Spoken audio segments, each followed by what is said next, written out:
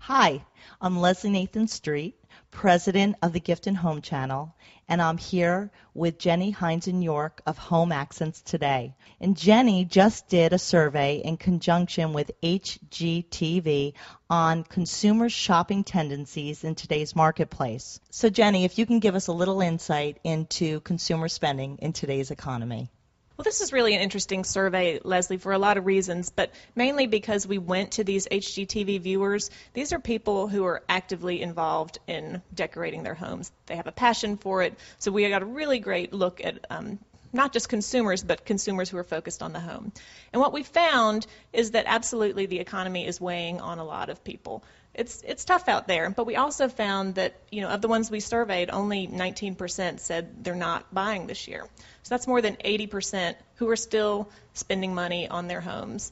They may have pared down a little bit, they may be buying smaller, they may be buying quality versus quantity, but they're absolutely still shopping. Are you finding that the consumers are still doing their big projects, or are they really more decorating their homes and spending their money on that type of purchase? We are seeing that they have scaled down somewhat. They're not the big renovation projects. They're also not buying a lot of furniture right now, big furniture, but there's a huge marketplace still for accent furniture, wall decor, lamps, lighting, little things that can perk up a house. It's very hard to sell a house right now, so people who are holding on to these homes are doing things to spice them up. So I think there's a great opportunity for home and gift retailers in particular because of the smallness of the items, the affordability, the impulse purchase nature of that, and also even some home staging aspects. If you are trying to sell your house, you can make it look fresh and new with a few little things.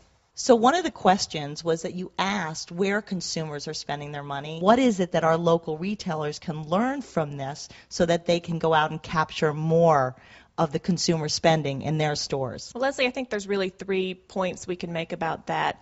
The first is the customer service aspect. That's really important, and you get that from a local store more than you may get from a big box store or a chain. Another thing that small retailers are really good at is display.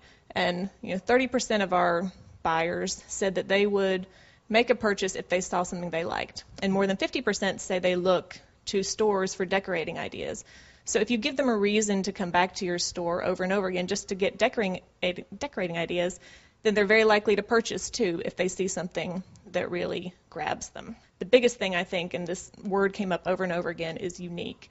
You can get unique products at small stores. People are over the sameness. People are over everything looking like the Pottery Barn catalog. People want their homes to reflect themselves, and they want different. They don't want to look like their neighbors.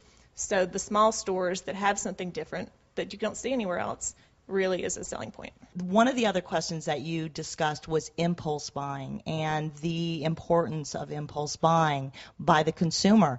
What can our independent retailers learn from that, and what are some of the things that they might do to encourage more of that impulse spending in their stores so that the consumers, when they walk out, they've actually spent more than they might have originally planned to when they walked in the door? Well, here again, I think there are 2 things, and that really goes back to that 30% of people who say they're not out to spend money, but who will if something catches their eye. So if you've got something eye-catching, people will spend. Another thing that I think is very unique to this industry is the giftability aspect of a lot of the home decor products.